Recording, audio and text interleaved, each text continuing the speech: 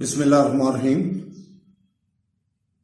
अस्सलाम वालेकुम बहनों, भाइयों, दोस्तों और बुजुर्गों। आज हम सूरा अल-माइदा की आयत नंबर 84, 85 और 86 की तफसीर और फ़याज़ात बयान कर रहे हैं। और ये तफसीर हमने सिरातुल जिन्नान से ली है, तो बराए मेहरबानी इसको पूरा सुना करें और समझा करें।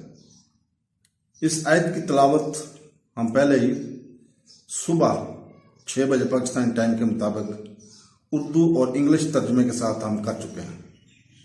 तो दोस्तों, अल्लाह ताला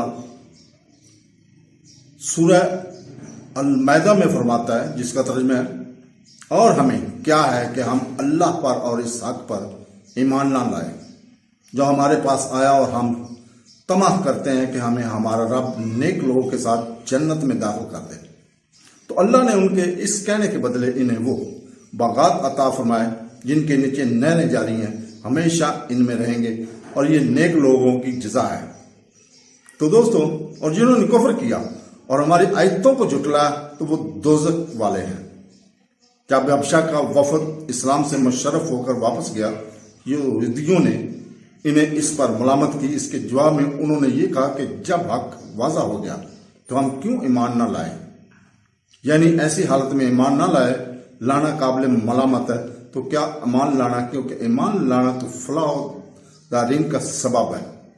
तो दोस्तों, अल्लाह ताला से दुआ है कि वो हमें कुरान पढ़ने और इसकी तफसीर पढ़ने और इसको समझने की हिम्मत और तौफीक अता फरमाए।